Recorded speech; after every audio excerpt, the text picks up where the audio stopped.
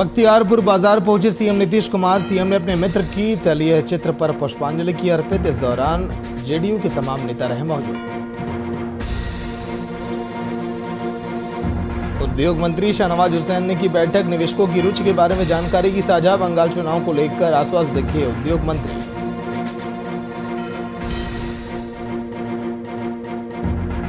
SHO Ashwini Kumar की हत्या में नया मूड आया सामने। पीएम ने उन्हें शहीद बताया। उनकी हत्या की गई मुनादी अनाउंस कराने वाले की पुलिस ने की गिरफ्तारी। सरसा के समदा गांव में लगी भीषण आग। आग में जलने से 5 घर हुए जलकर खाक। 10 लाख की संपत्ति का हुआ नुकसान।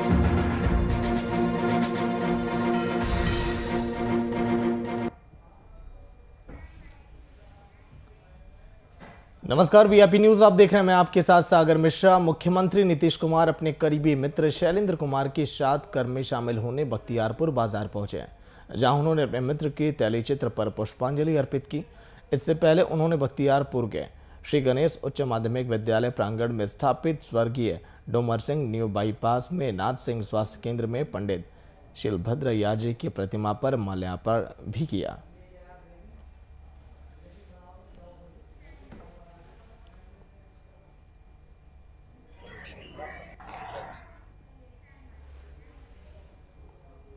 मधुपुर में होने वाले उपचुनाव को लेकर मुख्यमंत्री लगातार मधुपुर की कई चुनावी सभा को संबोधित कर रहे हैं। जनसभा संबोधन की इसी कड़ी में उन्होंने आज तिलैया हटिया मैदान में चुनावी सभा को संबोधित किया, जहां वे विपक्ष के प्रत्याशी पर हमलावर दिखे। अपने जीत के लिए आश्वस्त हेमंत सोरेन ने मधुपुर में लंबित विकास कार्यों को तुरंत खत्म करने का ऐलान किया। साथ ही जेएमएम प्रत्याशी हफीज हसन को सरकार और जनता के बीच का पुल बताया।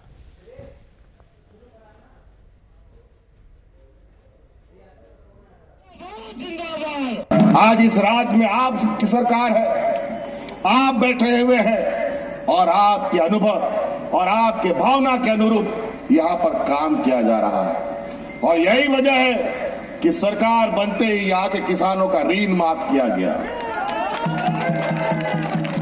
और यही वजह है कि इन बेईमानों ने जो 11 लाख राशन कार्ड यहाँ के गरीबों का डिलीट किया था, आपकी सरकार ने 15 लाख गरीबों को फिर से हरा कार्ड दे करके राशन देने का काम प्रारंभ कर दिया। बिहार में स्थापित किए जाने वाले उद्योग और निवेशकों को रियायत देने को लेकर उद्योग मंत्री शाहनवाज हुसैन की विभागीय कर्मचारियों के साथ बैठक आयोजित की गई। बैठक में उद्योग मंत्री शाहनवाज हुसैन ने बिहार में निवेशकों की रुचि के बारे में जानकारी साझा की। साथ ही उद्योग को स्थापित करने के लिए किए जा रहे प्रयासों की जानकारी दी।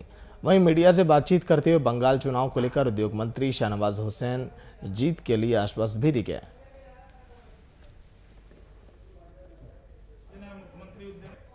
बहुत सारी कंपनियां आ रही हैं। बिहार के लोगों को जो उम्मीद है, हम पहले कोई घोषणा नहीं कर रहे, जब वो इम्प्लीमेंट होता है तभी घोषणा करते हैं। हम लोग जो हेडक्वार्टर है, जो कमिश्नरी हेडक्वार्टर, उस पर बुनकर की मदद के लिए खादी मॉल बना रहे हैं। इंफ्रास्ट्रक्चर उनके लिए डेवलप कर रहे हैं, जहां बुनकर की फैसिलिटी सेंटर डेवलप कर रहे हैं। हमारी जो उद्यमी योजना है, मुख्यमंत्री उद्यमी योजना, और अनुसूचित जाति जनजाति के लिए, सामान्य वर्ग के लिए, उस पर भी हम आगे बढ़े हैं। अगले कैबिनेट में उसको भी हम ज़रूर लेकर जाएंगे। तो बिहार कई क्षेत्रों में आगे है। वो उनका हसीन ख्वाब पूरा नहीं होगा। बंगाल में भारतीय जनता पार्टी की सरकार बनेगी और नीतीश कुमार जी 5 साल तक नीतीश कुमार जी के नेतृत्व में एनडीए की सरकार यहाँ रहे। बहुत सारी कंपनी। बिहार का चर्चित नवादा जहरीली शराब कांड के मामले में आज बड़ी कार्रवाई वहां पर की गई। इस मामले में आज 2 पुलिसकर्मियों को सस्पेंड कर दिया गया, जबकि 50 पुलिसकर्मियों का तबादला भी किया गया। रिपोर्ट में आप देखिए।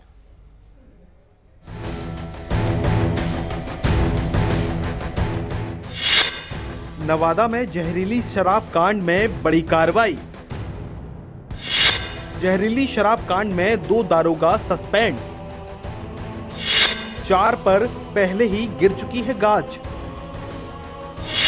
50 पुलिसकर्मियों का भी किया गया तबादला। जहरीली शराब से नवादा में हुई थी 15 लोगों की मौत। बिहार के चर्चित नवादा जहरीली शराब कांड के मामले में पुलिसकर्मियों पर लगातार गाज गिर रही है। अब तक इस मामले में 4 पुलिसकर्मियों को सस्पेंड किया जा चुका है और अब इसी मामले में 2 पुलिसकर्मियों को और सस्पेंड कर दिया गया है, जिन पर नवादा में हुए जहरीली शराब के कारण 15 लोगों की मौत का आरोप था। आपको बता दें कि इस मामले में पुलिसकर्मियों का सस्पेंशन ही नहीं बल्कि तबादले में किए गए। अब तक इस मामले में 50 पुलिसकर्मियों के तबादले हो चुके हैं। कानून व्यवस्था को लेकर जिले में व्यापक पैमाने पर पुलिसकर्मियों के तबादले किए गए हैं। इस सूची में कई थानों में तैनात 50 पुलिस पदाधिकारी हैं, जिनका तबादला किया गया है।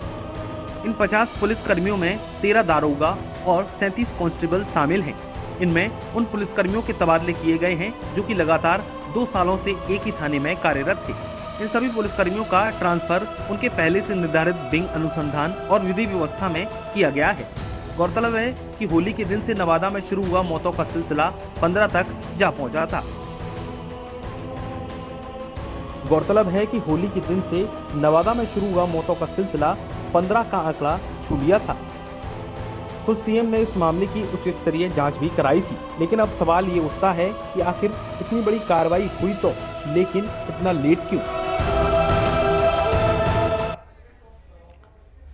किशनगंज टाउन थाना के एसएचओ अश्वनी कुमार की मॉब लिंचिंग में हुई हत्या के बाद कई परतें अब खुल रही हैं। हत्या के इस मामले में प्रशासन की तरफ से किए गए एफआईआर में खुलासा हुआ कि उन्हें मारने के लिए मस्जिद से अनाउंस कर लोगों की भीड़ बुलाई गई थी। किशनगंज के एसडीपीओ जावेद अंसारी ने इसकी पुष्टि की। उधर दूसरी ओर प्रधानमंत्री नरेंद्र मोदी ने भी अश्वनी कुमार को वीर बताते हुए उन्हें नमन किया। पश्चिम बंगाल में एक चुनावी सभा के दौरान उन्होंने एसएचओ और उनकी मां के निधन का जिक्र किया, ये बोलते हुए कि उन्होंने बंगाल के सीएम ममता बनर्जी पर कठोर होने का भी आरोप लगाया।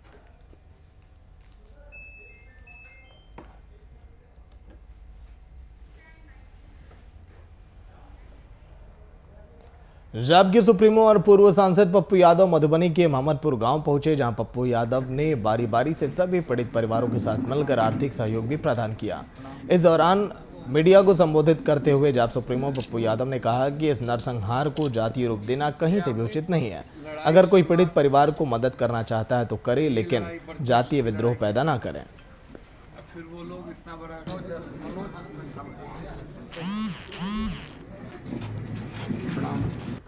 हमने आज करनी सेना के भी लोगों से मैंने बात की। मैंने कहा कि ये कैरेक्टर सही नहीं है। यदि आप उस परिवार की मदद करना चाहते हैं तो जीभ काट लो, ये काट लो, वो काट लो, बीजेपी वाले को ऐसे कर दो, या ऐसे समय में सही श्रद्धांजलि नहीं होगी। घटना किसी क्रिमिनल गिरोह ने किया है, तस्कर के गिरोह ने किया है।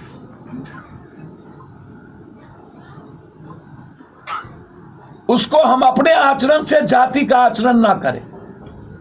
यह बहुत क्लियर है मेरी तरफ से।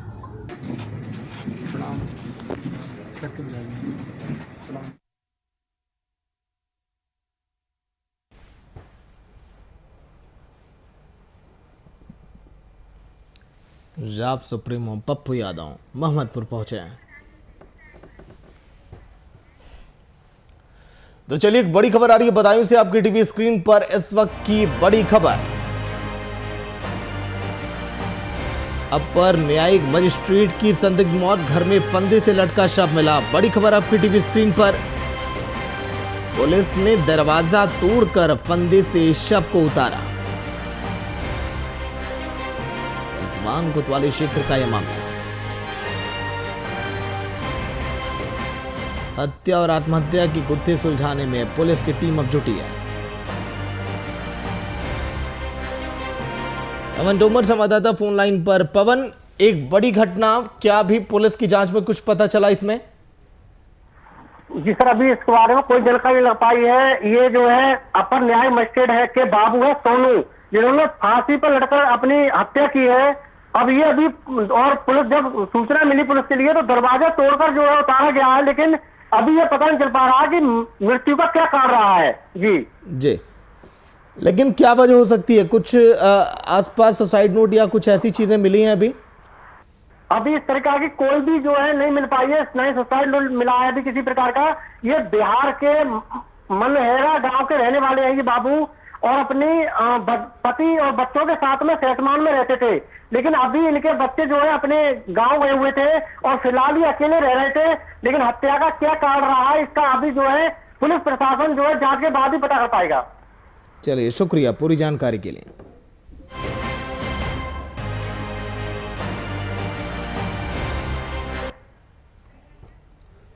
सोनभद्र में पंचायत चुनाव को शांतिपूर्ण तरीके से संपन्न कराने के लिए ऑन ड्यूटी पुलिस फोर्स को पुलिस अधीक्षक के द्वारा ब्रीफ किया गया। साथ ही ब्रीफिंग के बाद भदोही और आजमगढ़ में चुनावी ड्यूटी में लगे पुलिस के जवानों को भी रवाना किया गया। ब्रीफिंग में एसपी के सभी पुलिस कर्मियों को ड्यूटी के दौरान कोविड-19 के सरकारी निर्देशों का पालन करने के निर्देश भी दिए गए।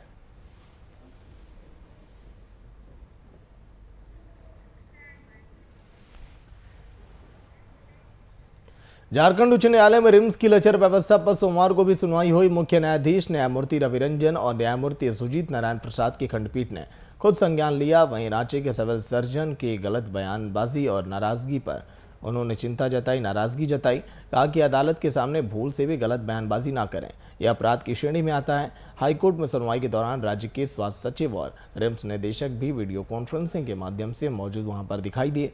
दरअसल इस मामले पर 13 अप्रैल को अगली सुनवाई अब होनी है।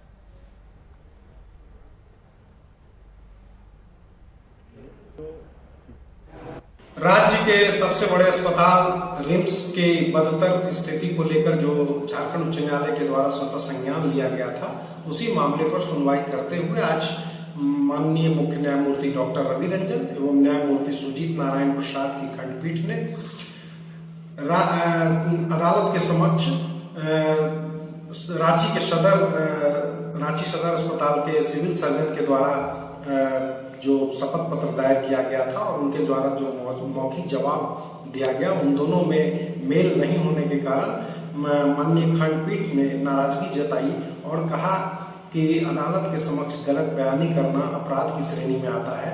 ऐसी मौखिक टिप्पणी करते हुए उन्हें सख्त हिदायत दी कि आगे से इस प्रकार की चेष्टा न करें।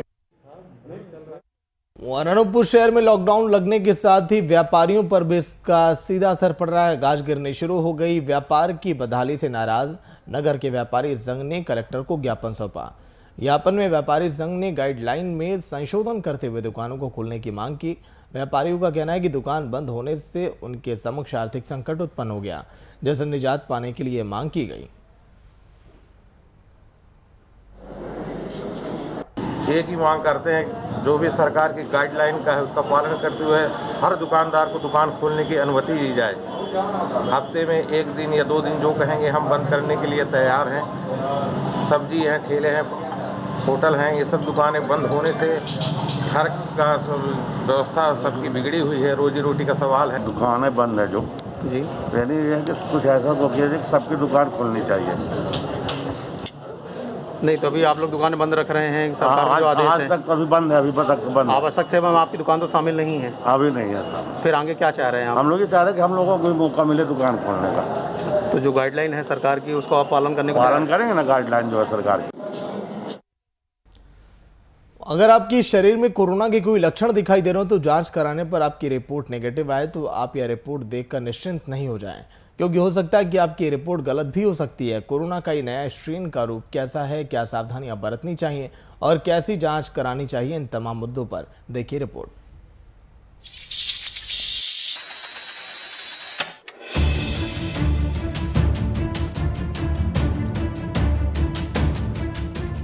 पहले चरण में तबाही मचाकर कुछ दिन राहत देने के बाद कोरोना का दूसरा चरण लौट आया है।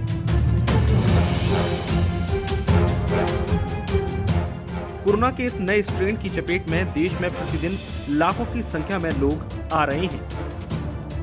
हालत यहां तक बिगड़ गए हैं कि अस्पतालों में ना तो संक्रमित मरीजों की भर्ती करने के लिए जगह बची है और न ही कोरोना संक्रमण से मरने वाले लोगों के लिए शमशान घाट।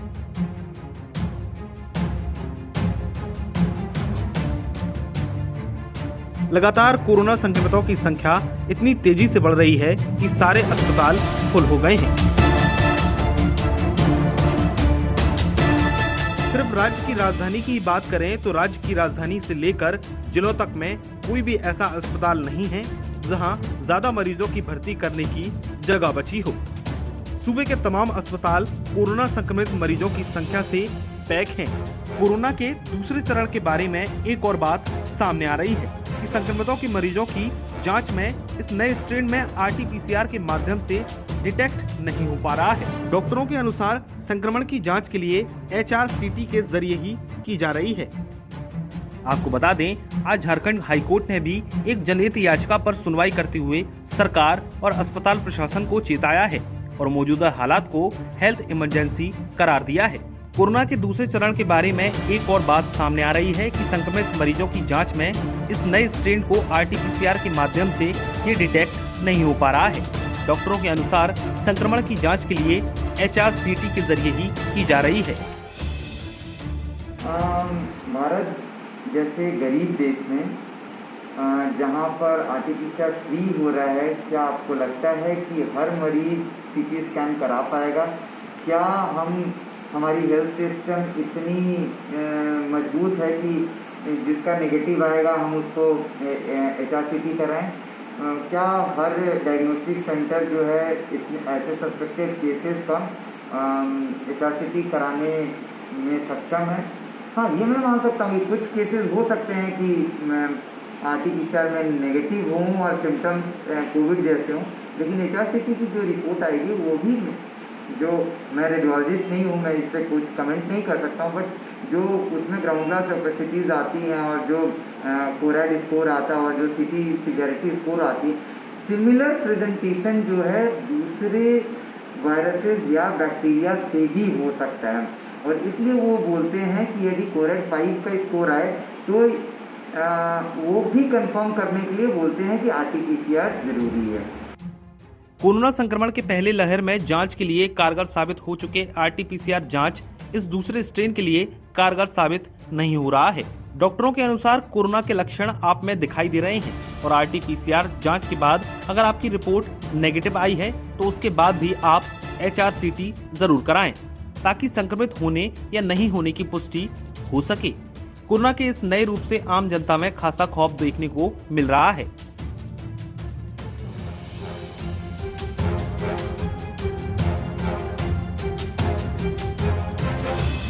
बहुत डरे हुए हैं हम लोग, नया संक्रमण हो रहा है, हम लोग को रोजी रोटी मार खा रहा है, इसमें हम लोग को बहुत नुकसान है। सरकार हरदम इसका व्यवस्था करता है हम लोग का रोजी रोजगार का और न इस रोग का कैसे होगा। तो जांच के लिए जा रहे हैं सब? हाँ, जांच के लिए तो जा रहे हैं हम लोग। जांच के लिए आ रहे हैं तो डर लग रहा है ना? बहुत डर लग रहा है। कैसे कैसे हम लोग दुकान चल रहे हैं, जीवन चला रहे हैं, परिवार के चलते आ रहे हैं, तो बचाव के बाल बच्चा के चलते। बचाव तो मास्क पहनते हैं और दूर से चाय देते हैं, दूरी बना के रहते हैं, 2 गज की दूरी। लेकिन इस बीच देश को राहत देने वाली बात यह है कि देश में 2 वैक्सीन लोगों को दी जा रही थी, लेकिन अब भारत की कोरोना एक्सपर्ट कमेटी ने रूसी वैक्सीन स्पुतनिक V के इस्तेमाल को मंजूरी दे दी है। आपको बता दें, रूसी वैक्सीन की इम्यूनिटी बढ़ाने की दर 91.6% है। गौरतलब है कि कोरोना के दूसरे स्ट्रेन का खौफ जारी है। राज्य में बीते 24 घंटे में 21 मौतें हुई हैं, जबकि 2296 नए कोरोना संक्रमित मरीजों की पुष्टि हुई है। ऐसे में सरकारी निर्देशों का भली भांति पालन हो तो संक्रमण को काफी हद तक टाला जा सकता है। VIP न्यूज के लिए रांची से सहयोगी आशीष के साथ ब्यूरो चीफ राजीव रंजन की रिपोर्ट।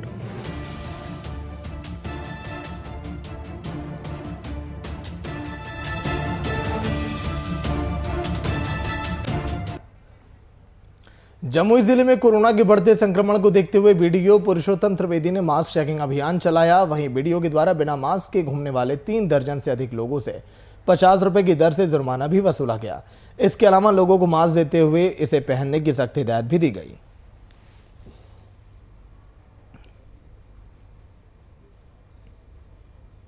इसमें देखिए, कोरोना का जो दूसरा दौर अभी चल रहा है, जिसमें काफ़ी तेज़ी से फैलाव हो रहा है, इसको रोकने के लिए कई उपाय किए जा रहे हैं, जिसमें सबसे प्रमुख है मास्क पहनना अनिवार्य है। जिसमें कई लोग बिना मास्क के आदतन अब धीरे धीरे उसमें ढिलाई कर रहे थे, उन्हीं को जागरूक करने के लिए यह अभियान चलाया जा रहा है। और लोगों को साथ साथ दंडात्मक कार्रवाई भी की जा रही है। 50 रुपये फाइन किया जा रहा है और साथ में उनको मास्क भी दिया जा रहा है, 2 मास्क दिया जा रहा है।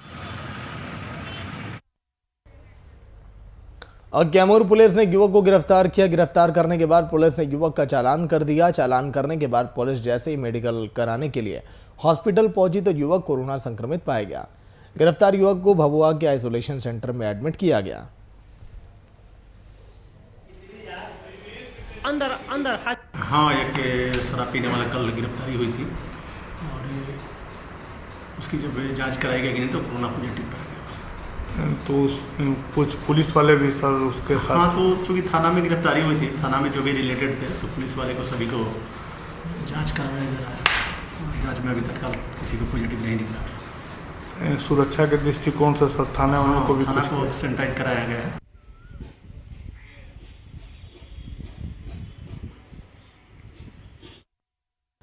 सहरसा जिले के समता गांव में बिजली की शॉर्ट सर्किट के कारण घर में भीषण आग लग गई। आग की लपटें इतनी तेज थी कि उसकी चपेट में आने से पास के 4 और घरों में आग लग गई। वहीं इस घटना की सूचना पुलिस को दी गई। मौके पर पुलिस की टीम पहुंची और कड़ी मशक्कत के बाद आग पर काबू पाया गया।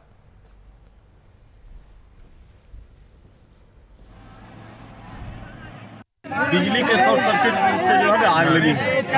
इसमें जो है 5 घर जो है 5 परिवार का घर जला है।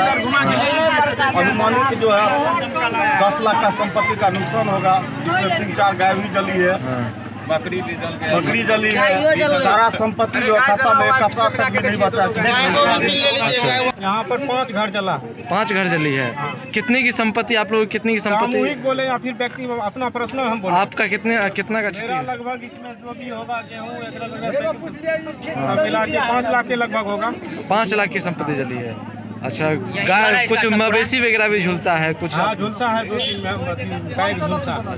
अब तो संपत्ति का आकलन तो आ रहा है, रिपोर्ट राजस्व कर्मचारी देंगे। कितने किस कारण सर आग लगी है, क्या कुछ पता चल पाया? यहाँ तो ग्रामीण सब बता रहे हैं शॉर्ट सर्किट से लगा है। अति तार टूट गया है शायद इसका।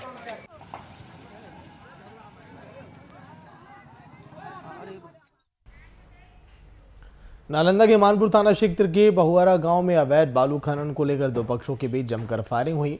इस फायरिंग का वीडियो सोशल मीडिया पर वायरल हो गया, जिसके बाद सदर डीएसपी डॉक्टर शिबली नेमानी के नेतृत्व में सुबह भारी संख्या में पुलिस बलों के साथ गांव में ताबड़तोड़ छापेमारी की गई, जहां धान के पुंज और घर में छिपा कर रखे गए हथियार और गांजा को बरामद किए जाने की तस्वीरें भी सामने आई। ये मानपुर थाना क्षेत्र में बहुआरा गांव है। वहां कल इलीगल माइनिंग को लेकर 2 पक्षों के बीच गोलीबारी की घटना घटित हुई थी। तत्काल उसमें पुलिस के द्वारा एफआईआर दर्ज किया गया। 10-12 लोग अज्ञात 12 लोग नामजद थे और कुछ अज्ञात के विरुद्ध प्राथमिकी दर्ज कर हम लोग अनुसंधान प्रारंभ किए। इस गोलीबारी की घटना को पुलिस अधीक्षक महोदय के द्वारा काफी गंभीरता से लिया गया। तत्काल टीम का गठन कर आज अहले सुबह हम लोगों ने उस बहुआरा गांव में कॉम्बिंग ऑपरेशन, सर्च ऑपरेशन हम लोगों ने चलाया।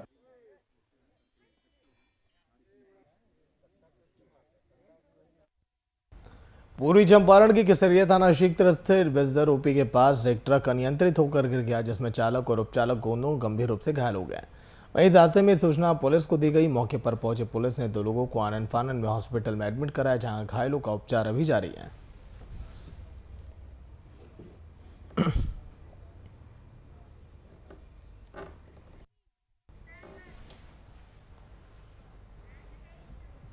रोहतास जिले के नसरीगंज के वराडी गांव में कोरोना गाइडलाइंस की धज्जियां उड़ाते हुए सम्मान समारोह से सांस्कृतिक कार्यक्रम का आयोजन किया गया।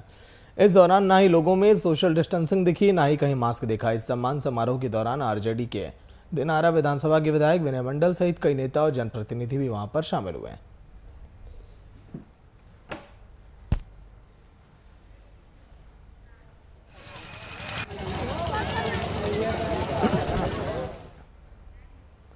रामगढ़ जिले के सदर क्षेत्र में लगातार जागरूकता अभियान चलाया जा रहा है। बढ़ते कोरोना संक्रमण को देखते हुए जिला प्रशासन लगातार जागरूकता अभियान चला रहा है।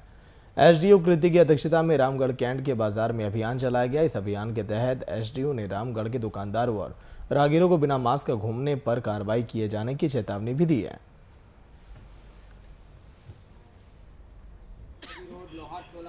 एसडीएम मैडम ने जो निरीक्षण किया उसमें कुछ दुकानदारों को हिदायत देकर छोड़ दिया गया और कुछ दुकानदारों को सील भी कर दिया गया।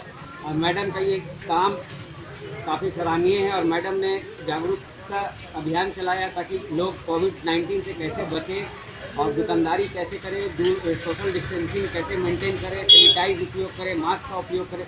ये एसडीएम मैडम ने सभी दुकानदारों को सचेत किया और पिछले 3 दिन के अंदर फिर से मैडम अपना निरीक्षण करेंगी और दोषी पाने पर कड़ी से कड़ी कार्रवाई की जाएगी। आज लगभग 5 दुकान का सील की गई है और जैसे झारखंड सरकार का जो आदेश है उसका उल्लंघन करते हुए देखे हमने। और बाकी दुकानदार को इसके माध्यम से हम यही बताना चाह रहे हैं कि अपना दुकान के सामने भीड़ ना लगने से खुद मास्क पहने और अपना जो दुकान में जो सामान लेने आ रहे हैं उनको भी मास्क पहनने बताएं। अगर कोई भी ऐसे वायलेशन होगा हम उनको सील करना पड़ेगा और कोई ऑप्शन नहीं। कितनी दुकान सील की गई कोरोना के लिए? आज लगभग 5 दुकान का सील की गई। तो चलिए इसी के साथ इस बुलेटिन में इतना ही। देखते रहिए वीआईपी न्यूज़। नमस्कार।